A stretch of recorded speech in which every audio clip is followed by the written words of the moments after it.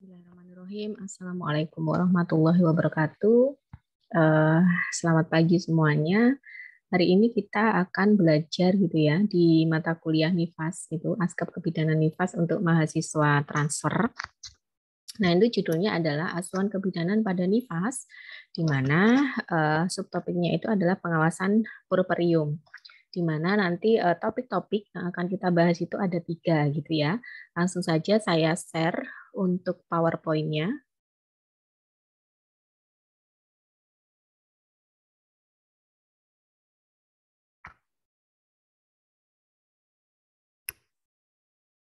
Ya. Ini judulnya, tadi yang sudah saya sampaikan, yaitu Asuhan Kebidanan pada NIFAS, Pengawasan Puerperium gitu. Nah, ini untuk topik perkuliahan pada pagi hari ini, itu yang pertama adalah masalah yang umum terjadi pada ibu postpartum. Kemudian yang kedua nanti yang akan kita bahas yaitu postnatal pada ibu dengan kebutuhan kompleks. Kemudian yang ketiga yaitu patient safety pada asuhan postnatal. Nah, ini masalah-masalah umum yang memang terjadi pada ibu-ibu postpartum gitu ya, atau ibu nifas itu biasanya adalah yang pertama itu dia terjadi kondisi anemia gitu. Nah, di dalam penelitiannya Selvaraj et al. Itu di tahun 2019 gitu, memang berapa miligram atau berapa gram persen gitu seseorang atau wanita itu postpartum dia dikatakan anemia gitu. Nah, ini seorang wanita itu digolongkan anemia itu pada periode postpartum apabila kadar hemoglobinnya itu kurang dari 12 mg persen sejak persalinan sampai dengan 6 minggu setelah dia persalinan gitu. Nah, biasanya pada banyak kasus itu yang terjadi itu, ibu postpartum dengan anemia ini dia dapat sembuh setelah beberapa minggu atau bulan saat persalinan dan tidak mengalami suatu gejala atau kondisi yang serius. Nah, akan tetapi di sini yang harus kita garis bawahi, jika proses pemulihan membutuhkan waktu yang lebih lama, ibu itu akan mengalami gejala seperti depresi, defisit kognitif, kemudian kelelahan. Nah, keadaan ini dapat menyebabkan atau perburukan sistem dari imunitas tubuh ibu sendiri. Kemudian menurunkan produksi air susu ibu. Kemudian perlambatan penyembuhan luka. Kemudian peningkatan resiko mastitis, duktitis, dan infeksi saluran kemih. Nah, kemudian keadaan ini juga dapat memperburuk interaksi antara ibu dan bayi sehingga dapat menghambat perkembangan bayi. Sebenarnya nanti tidak hanya ke memperburuk interaksi itu ya. Jadi adanya perburukan interaksi itu nanti akan onsetnya mengalami ke terjadinya postpartum blues gitu. Nah, ini penelitian dari Miller, Ramachandra, Akbar sama Carvalho ini di tahun 2016. Nah, di sini oral iron supplementation either alone or in combination with folic acid. Jadi pada kondisi anemia atau pada kondisi ibu setelah postpartum itu kita bisa memberikan iron supplementation atau zat besi gitu. Nah, zat besi ini dia bisa diberikan secara tunggal atau dia bisa dikombinasi dengan adanya folic acid atau asam folat gitu. Nah, ini biasanya itu diberikan untuk wanita-wanita dia itu postpartum antara 6 sampai dengan 12 minggu setelah persalinan, dan ini dia akan merendahkan atau dia akan mengurangi resiko terjadi anemia gitu. Ini jadi memang direkomendasikan oleh WHO bahwa pasien-pasien postpartum atau ibu nifas itu sebaiknya diberikan zat besi atau bisa dikombinasi dengan asam folat itu diberikan dari dia setelah persalinan sampai setidaknya 6 sampai dengan 12 minggu setelah dia persalinan, si ibu ini persalinan. Nah, ini WHO dan WHO and the Food and Agriculture Organization of the United Nations itu memang merekomendasikan untuk intake atau untuk masuknya zat besi pada lactation woman atau wanita menyusui ini diantaranya itu adalah 10 sampai dengan 30 mg per hari. Ini bila pada kondisi-kondisi wanita yang memang tidak mengalami anemia pasca partem gitu. Itu bisa diberikan sekitar 10 sampai dengan 30 mg per hari. Ini atas rekomendasi dari WHO dan Food and Agriculture Organization of the United Nations gitu.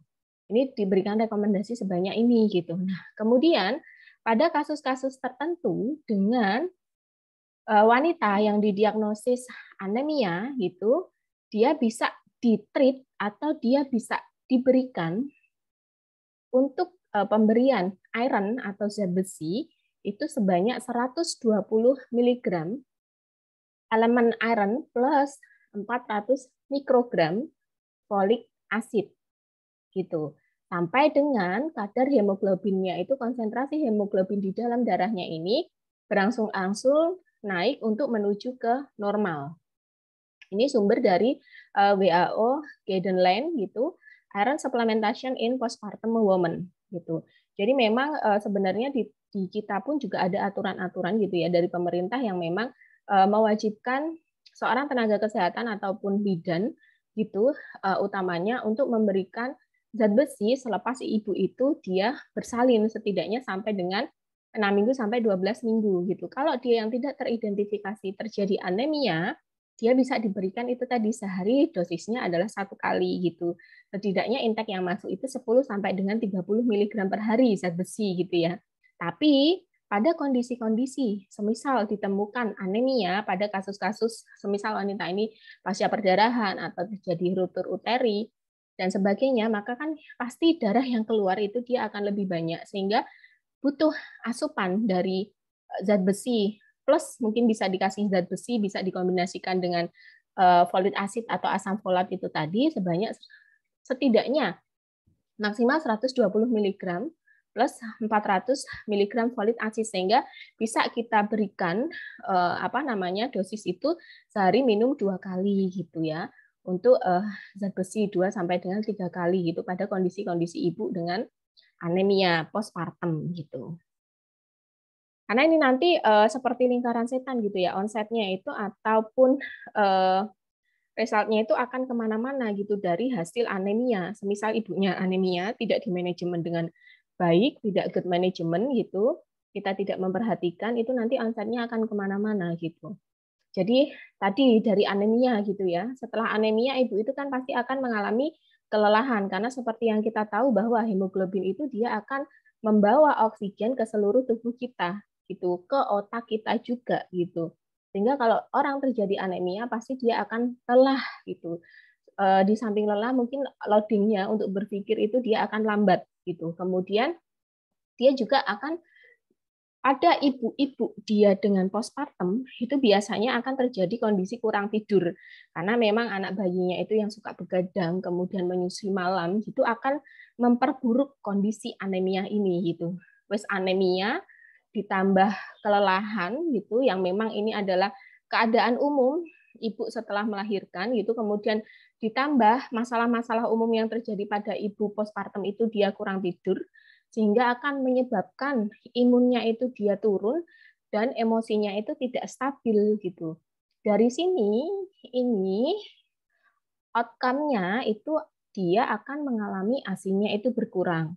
Kemudian interaksi ibu dan bayi itu buruk yang pada akhirnya itu akan perkembangan bayi itu akan terlambat dan mungkin juga akan terjadi kondisi postpartum blues gitu. Nah, ini menurut penelitian itu tadi yang sudah dijabarkan di depan gitu. Jadi memang pokok permasalahannya ini apa sih? Ya anemia itu tadi gitu yang tidak kita tangani nanti akan merembetnya ke mana-mana gitu dari yang kelelahan ditambah masalah umum ibu nifas itu dia kurang tidur nanti akan menyebabkan imunitas dia yang menurun, emosi tidak stabil. Nah, ini nanti larinya kemana-mana dari ASI-nya berkurang, interaksi buruk antara ibu dan bayi, yang nanti akan menyebabkan suatu kondisi postpartum blues Atau nanti kalau dia tidak termanajemen dengan bagus, dia akan menyebabkan PPD. Biasa yang kita sebut kalau di internasional itu akan menyebutnya biasanya PPD atau postpartum depression gitu. Kalau di kita biasanya akan menyebutnya depresi postpartum gitu, dibalik saja gitu. Kemudian setelah itu nanti kalau tidak ditangani lagi dengan bagus, maka nanti akan terjadi psikosis yang sampai larinya ingin ke bunuh diri gitu. Nah, permasalahan umum apa lagi yang terjadi pada ibu-ibu dengan dia dengan nifas gitu ya, postnifas gitu atau postnatal gitu. Dia akan terjadi rambut rontok yang disebut dengan effluvium yang pada akhirnya kadang akan timbul suatu kebotakan atau alopecia gitu. Nah, ini kenapa bisa seperti itu gitu? Karena adanya faktor endogen gitu yang berpengaruh pada siklus rambut. Itu biasanya adalah hormon androgen, kemudian estrogen, kemudian prolaktin, pertumbuhan, tiroksin. Nah, diet ketat ini biasanya menyebabkan kerontokan rambut difus dalam 1 sampai dengan 6 bulan, di mana asupan dari protein, asam lemak esensial, zat besi, dan seng itu berkurang dan akan mempengaruhi pembentukan keratin rambut. Gitu. Nah, fase pertumbuhan rambut ini dia itu ada tiga fase gitu. Dari fase anagen, di mana dia itu di fase anagen ini akan terjadi mitosis, membentuk sel baru, mendorong sel tua itu ke atas, yang akhirnya nanti rambutnya akan tumbuh. Nah, itu aktivitas ini biasanya lamanya itu fase anagen ini yang paling lama 2 sampai dengan 6 tahun. Nah, rambut fase ini ada sekitar 85%. Gitu. Nah, fase ketagen atau fase peralihan ini didahului penebalan jaringan ikat sekitar folikel rambut. Nah, ini rambut fase ketagen ini berkisar antara 1%. Kemudian ada fase telogen, di mana ini disebut dengan fase istirahat, ditandai dengan memendeknya epitel, kemudian membentuk tunas atau rambut ganda, dan rambut ini fase ini berkisar sebanyak 10 sampai dengan 15%. Nah, perubahan pada rambut selama kehamilan ini ditandai dengan peningkatan diameter rata-rata kulit kepala, di mana peningkatan fase anagen rambut dan perlambatan menuju fase telogen terjadi selama trimester kedua sebesar 85 sampai dengan 95% akibat dari stimulus peningkatan hormon estrogen. Kan kita juga tahu ya kalau wanita hamil itu akan terjadi perubahan hormon di mana nanti estrogen dan progesteronnya dia akan berubah gitu, apalagi nanti setelah melahirkan. Biasanya hormon prolaktin itu dia akan tinggi, kemudian nanti hormon estrogennya itu dia akan rendah, kemudian progesteronnya dia juga akan rendah. Nah, ini setelah melahirkan ini konversi dipercepat dari anagen ke telogen gitu. Seperti yang kita tahu bahwa anagen ini dia dibutuhkan waktu 2 sampai dengan 6 tahun gitu. Nah, ini dipercepat dari adanya anagen ke telogen gitu. Dan hal ini menyebabkan rambut rontok gitu dimulai dari 70 sampai dengan 80 hari postpartum. Gitu. Ini. Jadi fase-fase ini dia akan sangat cepat gitu kecuali fase anagen, sehingga dari fase anagen ke telogen ini dia akan cepat sehingga rambut yang loss, rambut hair loss, dia yang evolusiumnya itu dia semakin tinggi gitu frekuensinya rambut untuk rontok pada proses menyusui karena tadi tingginya hormon prolaktin. Yang nanti apabila memang kondisi ini tidak ditangani, kadang-kadang akan menyebabkan kebotakan alopecia gitu. Lanjut. Nah, ini gambarannya dari pelepasan rambut mati akan terjadi di fase telogen gitu ya. Ini ada anagen fase anagen itu terjadi 2 sampai dengan 6 tahun gitu. Nah, ini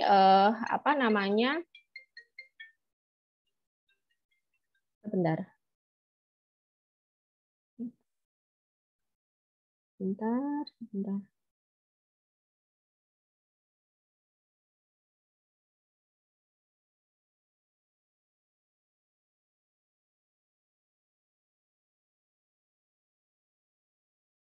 Nah, anagen fase atau 2 sampai dengan 6 tahun, dia biasanya fase ini itu akan berkisar tadi 2 sampai dengan 6 tahun, di mana dia akan terjadi mitosis, kemudian aktivitas pertumbuhan dari rambut, produksi dari sel baru gitu ya. Nah, dari fase anagen ini dia akan menjadi katagen fase atau stop growing atau stop pertumbuhan. Kemudian dia apa namanya ini terjadi di 2 sampai dengan 4 minggu dan pada akhirnya dia akan ke fase telogen yang terjadi 3 sampai dengan 5 bulan gitu. Di sini dia dinamakan dengan folikelnya istirahat atau fase beristirahat gitu.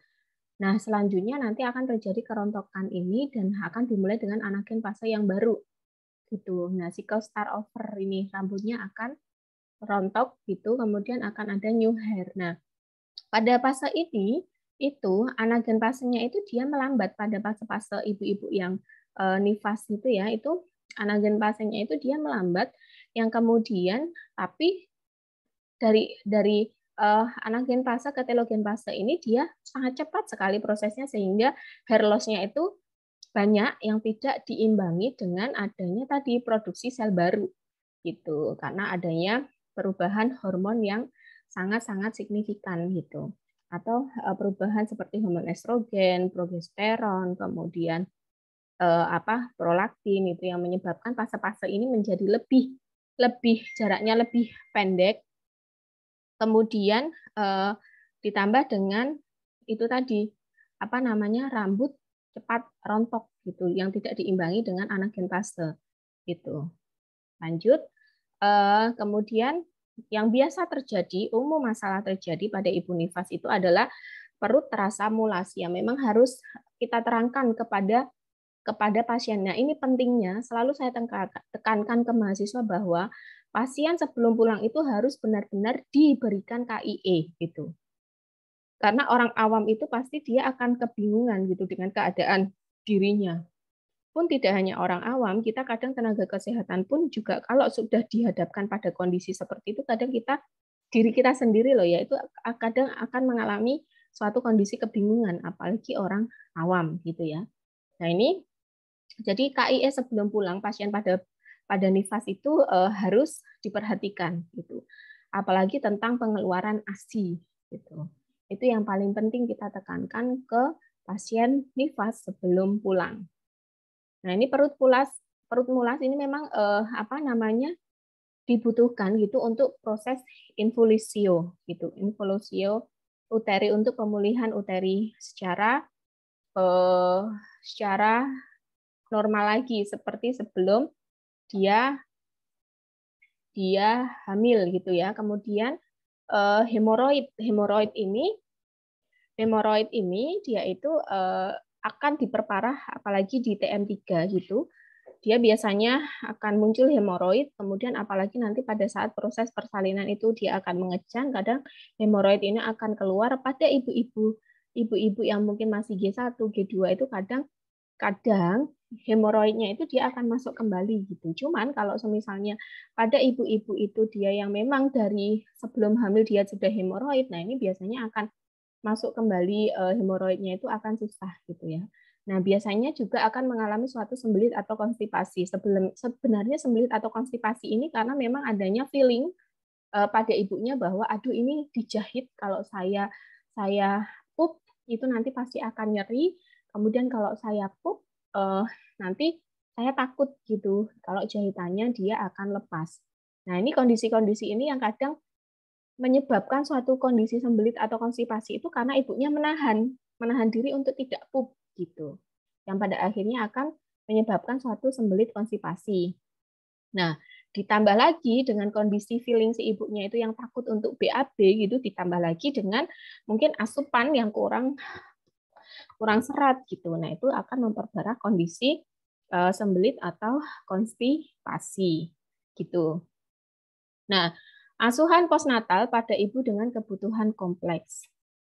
Nah, ini ibu-ibu nih biasanya ya akan terjadi ibu nifas itu biasanya akan terjadi kondisi bendungan ASI atau yang disebut dengan engorgement gitu.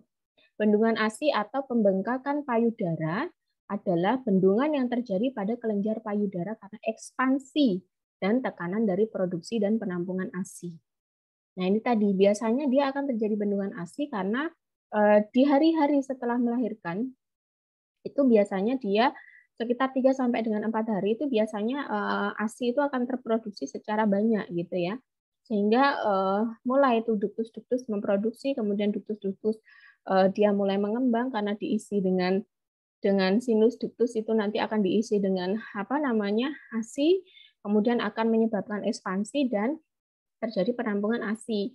Nah, bendungan ASI ini harus segera dikeluarkan gitu. Dikeluarkan dengan apa ya? Dengan cara disusukan. Disusukan bagaimana ya? Secara on demand. Kalau semisalnya ingin tidak terjadi bendungan ASI, kadang kita bisa melakukan pada saat si bayi itu dia menetek gitu, ASI payudara yang satunya itu bisa kita lakukan pemompaan. Pemompaan itu biasanya dengan kondisi pemompaan, kalau kadang kan kita gini, kalau kita menyusui di sebelah kiri, itu nanti di sebelah kanan itu kadang payudara itu dia akan ngucur. Karena itu tadi adanya lead down reflex gitu, LDR. Lead down reflex ditambah dengan apa namanya hormon oksitosin yang memancarkan gitu, sehingga pada saat kiri itu dihisap oleh bayi, yang sebelah kanan itu pasti kadang akan mengucur. Nah, ini adalah saat yang tepat untuk kita memompa agar payudara ini kembali kosong gitu dan tidak terjadi bendungan ASI. Dan itu kalau bagi ibu pekerja itu bisa kita simpan gitu sebagai tabungan pada saat besok kita memberikan ASI. Jadi ASI perah gitu ya. Itu adalah saat yang tepat gitu. Dan agar tidak terjadi bengkak payudara gitu. Payudara gitu, karena yang pertama itu pasti akan terjadi bendungan ASI. Kalau terjadi bendungan ASI, kalau orang Jawa itu biasanya ngomongnya itu pasien-pasien itu pasti bilang ngerangkai gitu, atau bendungan payudara. Nah, ini bila tidak termanajemen, maka dia akan terjadi bengkak payudara. Bengkak payudara ini karena apa dia terjadinya? Karena adanya sumbatan pada ductus gitu, pada sinus gitu, sehingga ASI yang keluar dia tidak bisa lancar sehingga akan terjadi merengkel-merengkel di payudara. Nah, bengkak ini nanti yang kalau tidak diopeni dengan baik gitu, tidak dimanajemen dengan baik gitu, nanti yang pada akhirnya akan menimbulkan kondisi mastitis. Mastitis yang pada akhirnya nanti dia akan terjadi infeksi, dan yang lebih parah dari mastitis adalah abses payudara. Gitu. Jadi jangan sampai kalian itu terbalik gitu ya. Jadi yang pertama itu akan mengalami engorgement atau bendungan ASI. Setelah bendungan ASI atau engorgement ini, maka dia kalau tidak termanajemen dengan bagus, dia akan mengalami bengkak payudara. Gitu. Bengkak payudara ini kalau tidak diminimalisir dengan baik, maka dia akan mengalami kondisi mastitis yang dia sudah ke taraf infeksi. Nah, mastitis ini nanti payudaranya akan bengkak dan kemerahan, disertai dengan panas badannya. Panas atau robor dolor ini dia salah satu dari tanda-tanda infeksi. Nah, nanti akan menyebabkan ke abses payudara. Gitu. Itu ya. Jadi ini adalah urutan-urutannya gitu. Nah, menurut data UNICEF 2018 itu sekitar 17,2 juta ibu nifas di dunia ini mengalami masalah seperti puting susu lecet, kemudian pembengkakan payudara karena bendungan ASI, dan mastitis. Kemudian masalah tersebut sebanyak 22,5% mengalami puting susu lecet. Kemudian 42% mengalami pembengkakan payudara karena bendungan ASI. Nah, 18% dia mengalami penyumbatan ASI. Nah, sehingga 1%-nya mengalami mastitis dan 6,5%-nya mengalami abses payudara. Ini cakupan ASI eksklusif di seluruh dunia menurut WHO itu di tahun 2017 itu sekitar 35,7%. Berdasarkan data profil kesehatan Indonesia tahun 2018, ASI eksklusif di Indonesia itu sekitar 37,3% dari total seluruh ibu yang ada di Indonesia gitu. Kalau ini yang seluruh ibu yang ada di dunia karena dia WHO gitu. Sehingga bendungan ASI, bengkak payudara, mastitis, abses ini nanti yang akan menyebabkan penurunan dari pemberian ASI eksklusif gitu. Nah, bagaimana penata laksanaannya gitu ya? Kalau bendungan ASI ya sesegera mungkin langsung harus dikosongkan. Intinya adalah sesegera mungkin mengkosongkan payudara agar dia tidak terjadi penumpukan ASI secara berlebihan di payudara sehingga nanti menyebabkan pembengkakan dan pada akhirnya penyumbatan ASI itu tidak bisa keluar, tambah bengkak, kemudian terjadi masitis dan abses payudara. Nah, kalau misalnya terjadi sampai dengan abses payudara, disusukan atau tidak? Nah, seperti ini kadang ada pertanyaan. Yang penting itu dikeluarkan, nanti kita bisa menyusukan di payudara yang tidak terjadi abses. Tapi payudara yang abses ini mungkin tetap harus dikosongkan ASI-nya gitu, dan tentunya harus diberikan penanganan lebih lanjut lagi gitu. Seperti pemberian pemberian analgetik, pemberian antibiotik, kemudian mungkin sampai dengan pembukaan gitu ya, dibuka absesnya itu, dibersihkan gitu, di drain gitu, dibersihkan sampai dengan bersih, baru kita berikan obat-obatan gitu. Nah, ini tentunya kalau sudah terjadi abses ini kita harus segera melakukan rujukan untuk segera ditangani gitu ya. Nah, asuhan kompleks lagi, kompleks yang terjadi pada ibu nifas itu apa biasanya gitu. Nah, selain pada kondisi-kondisi tadi permasalahan pada payudara, kita biasanya di di seluruh dunia itu banyak sekali kasus-kasus postpartum depression gitu, yang sekarang ini memang banyak sekali penelitian-penelitian gitu tentang PPD, itu ternyata banyak yang memang tidak terekspos gitu untuk kasus-kasus PPD ini gitu, dan ini sekarang mencuat lagi ke permukaan untuk postpartum depression atau kita biasanya menyingkat PPD gitu. Ini is a serious perinatal complication and a common concern for many mother.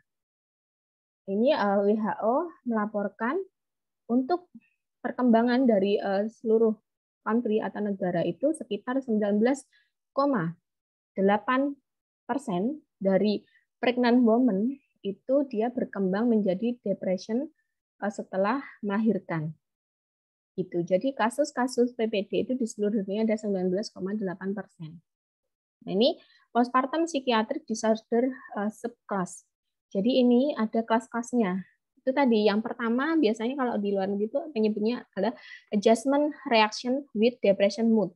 Atau kalau di kita yang pertama itu adalah baby blues, postpartum blues gitu. Kelas yang pertama. Kelas ini kalau misalnya tidak bisa diobati, kemudian tidak termanajemen dengan baik, tidak terdeteksi dengan baik gitu, akan menyebabkan kondisi postpartum major mood episode, also known as PPD, atau postpartum depression yang kedua. Akan berkembang menjadi postpartum depression gitu. Kemudian yang ketiga itu postpartum mood episode with psychotic feature gitu, atau kita bisa menyebutnya dengan psikosis postpartum. Jadi tadi kalau di kita itu menyebutnya biasanya postpartum depression, yang pertama adalah postpartum blues atau baby blues, kemudian yang kedua nanti bisa menjadi ke postpartum depresi atau depresi postpartum bila tidak ditangani dengan baik. Nah, nanti juga akan menyebabkan ke mana lagi? Ke psikosis postpartum. Yang paling parah nanti menuju ke psikosis postpartum, itu di mana si ibu ini sudah ingin melakukan suicide gitu atau dia bunuh diri gitu. Nah, ini sign and symptom of PPD, tanda tanda dan gejala dari postpartum depression itu biasanya dia akan terjadi hopelessness atau dia yang kondisi menyerah gitu dengan keadaan gitu. Terus kemudian juga akan ke sadness atau dia sedih, merasa sedih gitu. Kemudian terjadi mood swing gitu. Jadi perubahan mood itu yang drastis gitu ya. Tiba-tiba dia sedih gitu tanpa sebab dan akibat gitu. Terus kemudian dia akan merasa irritability atau dia mudah tersinggung, kemudian anger sampai dengan marah, dan feeling of being overwhelmed atau dia merasakan bahwa aduh saya kewalahan sekali dengan kondisi atau dengan tanggung jawab yang baru ini dalam mengasuh bayi gitu. Sehingga dia akan mengurung diri atau isolation, dan nanti akan terjadi sleep impairment atau gangguan tidur dan poor appetite atau gangguan dari nafsu makan yang buruk gitu, dan dia akan terjadi ini tadi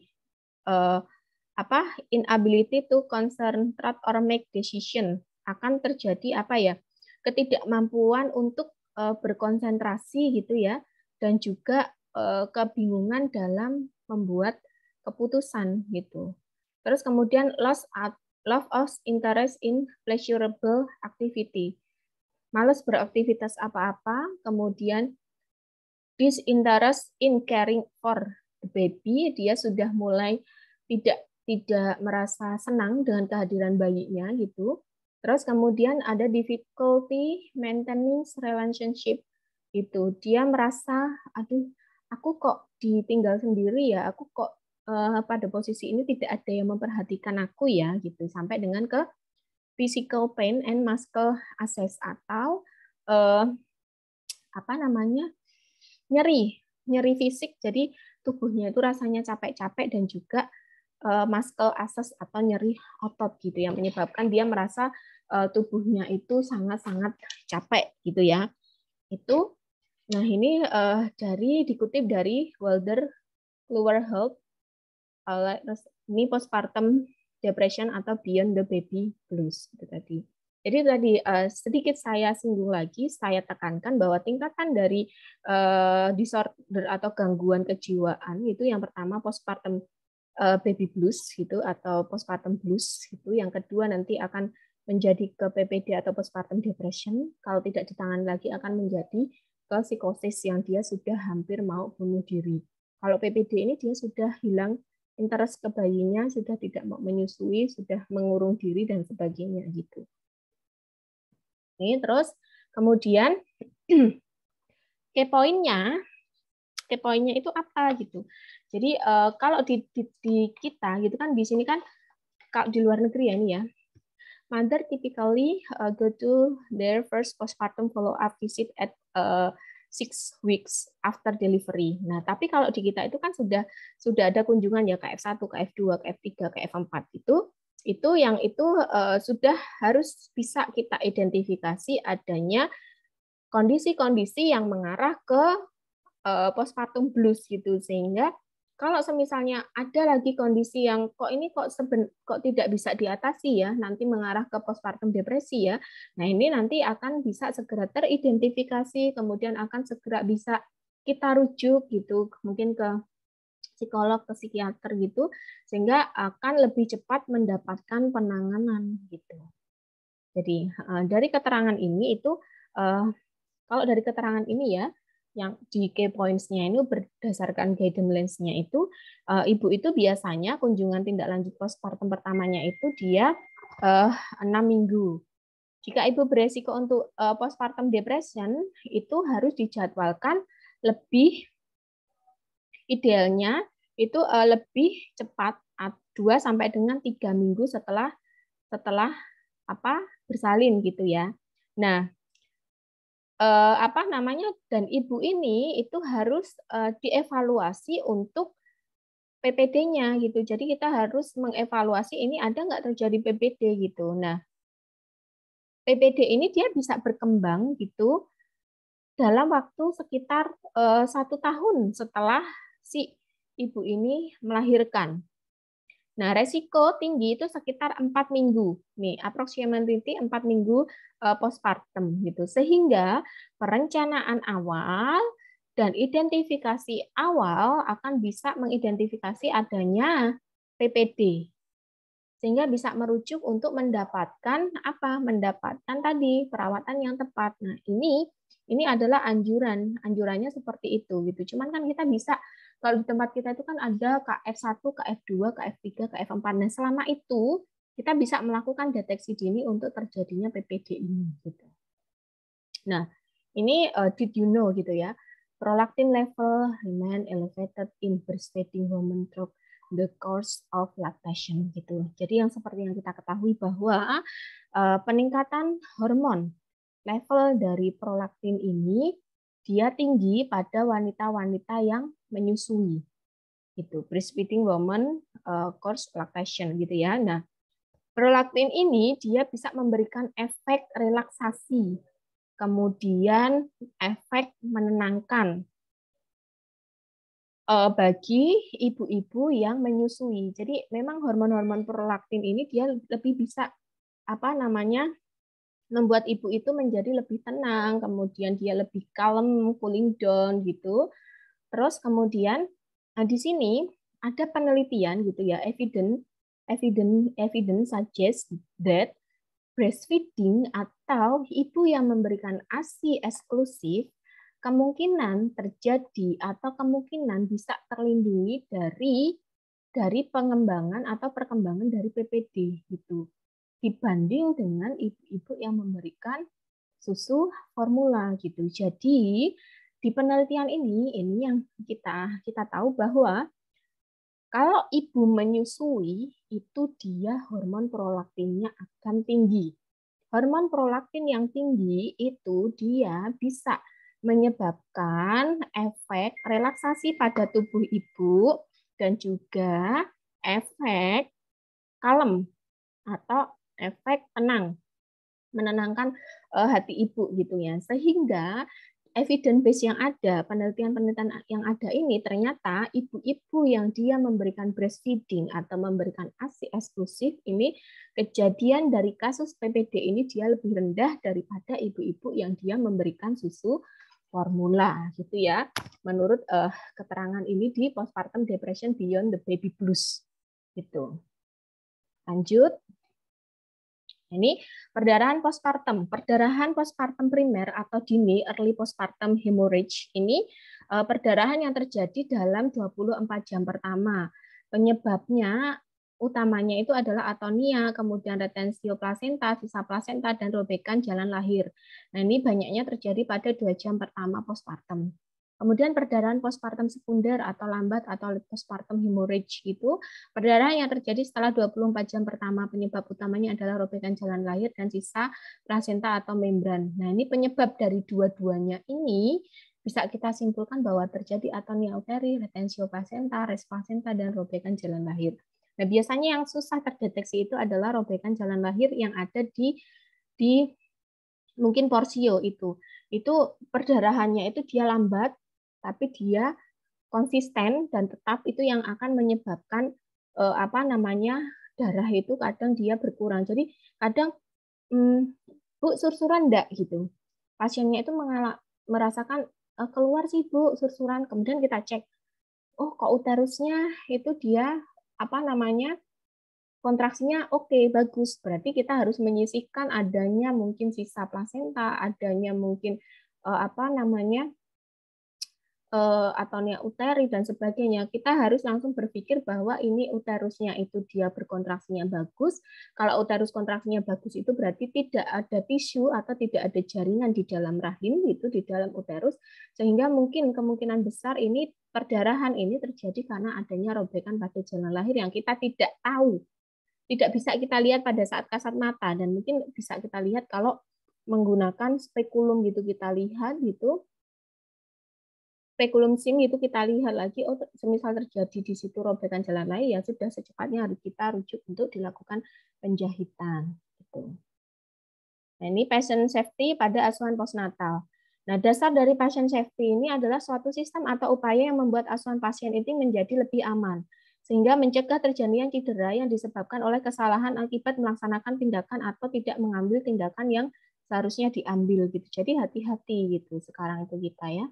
Nah, ini sudah diatur itu dalam Kemenkes tahun 938/2007 ini tentang standar asuhan kebidanan. Pengkajian asuhan kebidanan ini, pernyataan standarnya ini, bidan mengumpulkan semua informasi yang akurat, relevan, dan lengkap dari semua sumber yang berkaitan dengan kondisi klien. Kriterianya apa? Data harus tepat, akurat, dan lengkap. Gitu.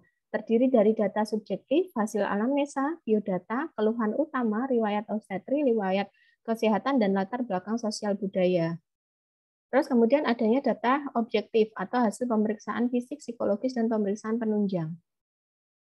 Ini semua kita lakukan untuk pengambilan perencanaan, kemudian tindak lanjut, dan juga evaluasi yang akan kita lakukan kepada pasien.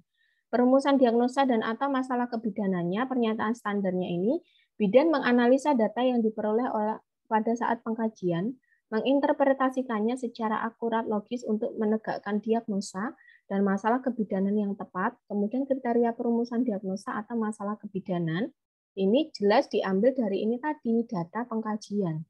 Diagnosa sesuai dengan nomenklatur kebidanan, kemudian masalah dirumuskan sesuai dengan kondisi klien, data yang kita dapat itu dapat diselesaikan dengan asuhan kebidanan baik secara mandiri, kolaboratif maupun rujukan.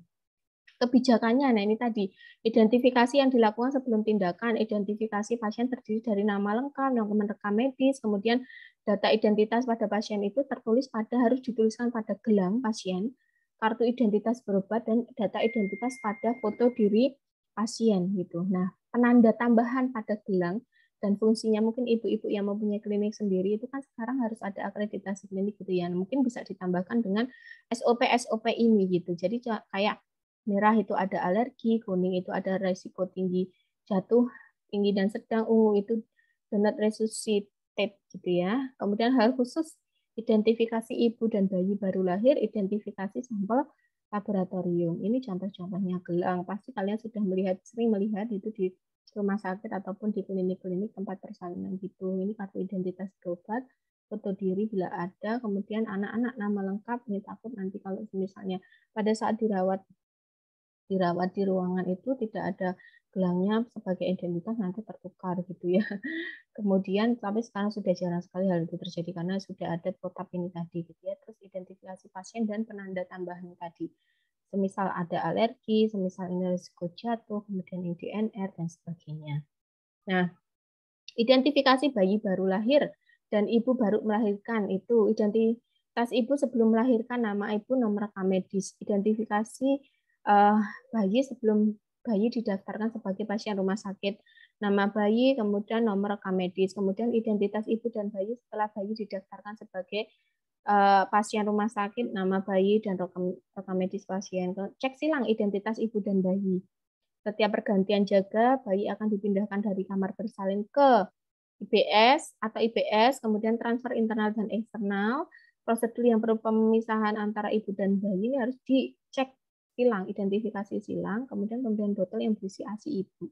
Ini juga harus dicek gitu ya, benar atau tidak gitu.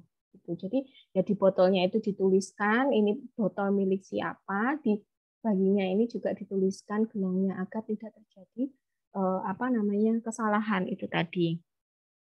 Nah, ini perencanaan asuhan kebidanan, pernyataan standarnya, bidan merencanakan asuhan kebidanan berdasarkan diagnosa dan masalah yang ditegakkan.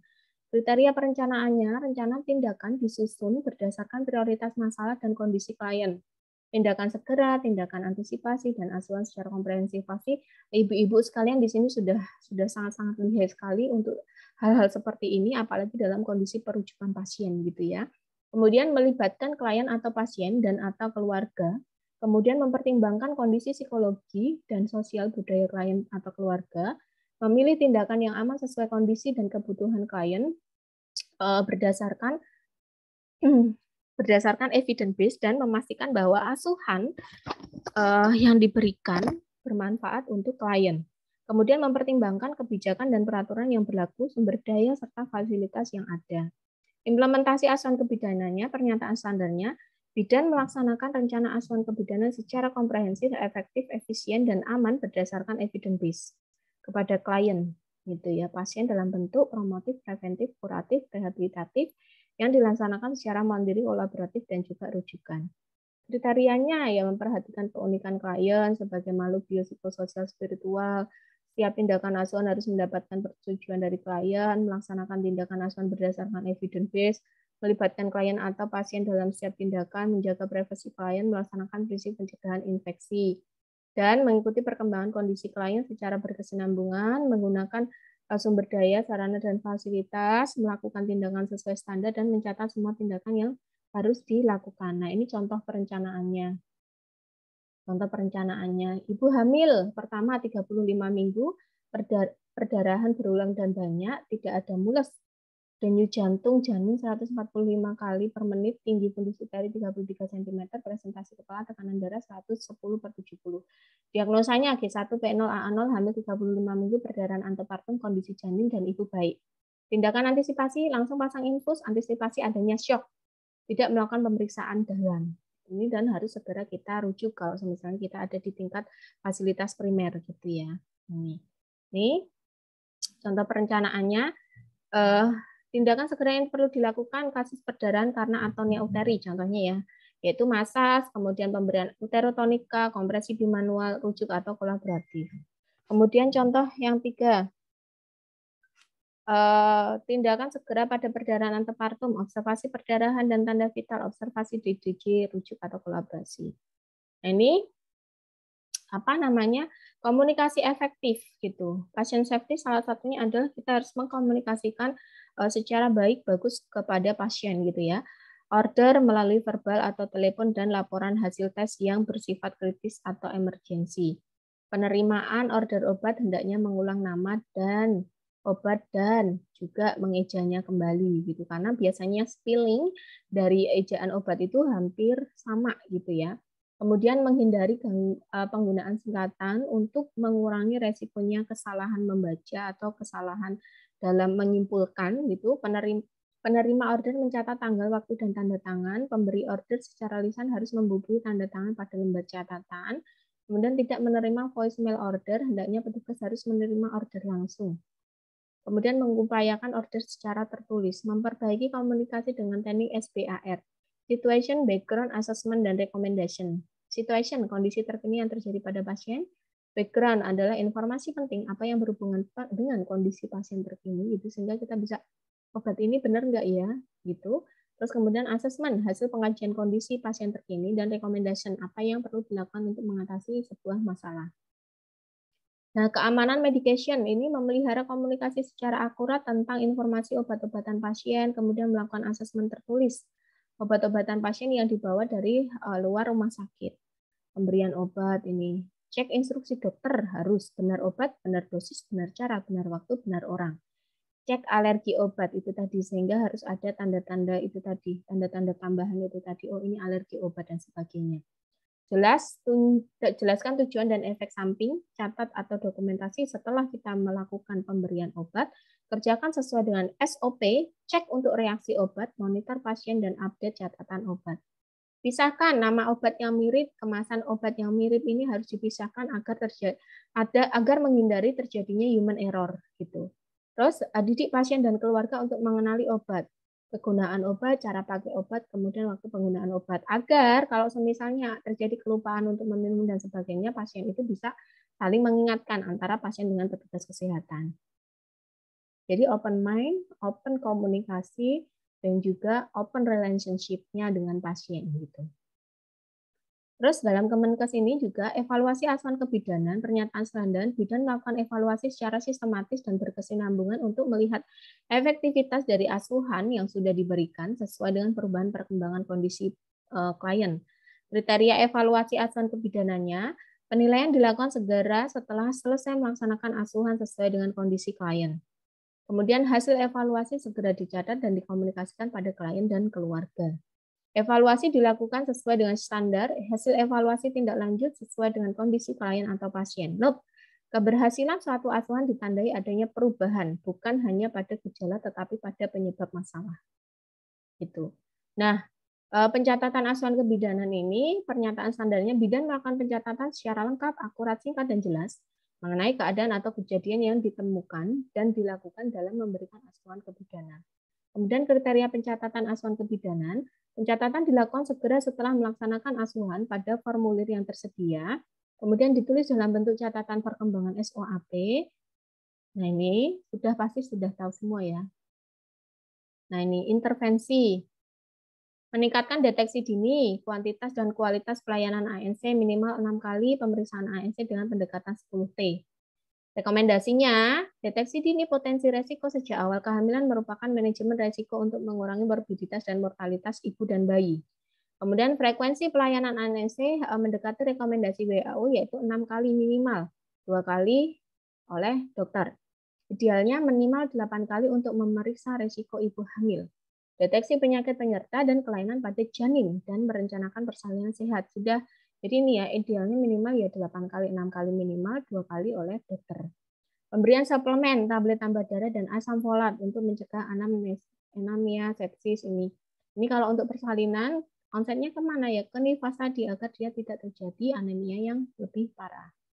Itu peningkatan kualitas pelayanan persalinan, peningkatan kualitas pelayanan nifas dan deteksi dini pada BBL, dan perubahan frekuensi kunjungan nifas dari 3 kali menjadi 4 kali sesuai dengan standar. Persalinan ditolong dengan 4 tangan, pemantauan pada ibu nifas, kunjungan nifas neonatal, perawatan tali pusat higienis, gitu, dan 12% angka kematian neonatal karena kelainan kongenital dapat dicegah dengan screening neonatus. Makanya tadi juga ada KN 123 gitu ya. 4 gitu. Nah, bidan mampu menjawab tantangan kebutuhan pelayanan kesehatan ibu dan anak. Mari kita bekerja sama untuk meningkatkan responsibility dari profesi kita gitu, dan juga meningkatkan kompetensi kita dengan membangun interprofessional collaboration.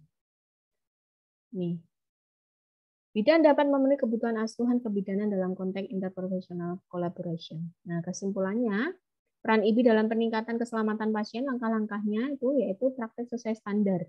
Kemudian pertahankan atau tingkatkan kompetensi, tingkatkan kapasitas diri. Makanya kenapa sekarang ada juga bidan harus S1 dan profesi ya, dengan salah satu upaya untuk meningkatkan kompetensi dan kapasitas diri gitu. Ikuti perkembangan iptek, komunikasi efektif dengan pasien, informed choice, dokumentasi asuhan yang tepat, tahu kapan harus diam atau sabar menunggu, advokasi, dan bangun jejaring kerjasama dengan mitra pendukung. Referensi yang saya ambil ini, yang saya ajarkan hari ini. Yes, thank you. Terima kasih. Ya, perkuliahan kita sudah selesai untuk pengawasan purperium dengan 3 topik ini. Terima kasih, semoga ilmunya bermanfaat. Sekian saya akhiri. Billahi taufiq wal hidayah. Wassalamualaikum warahmatullahi wabarakatuh.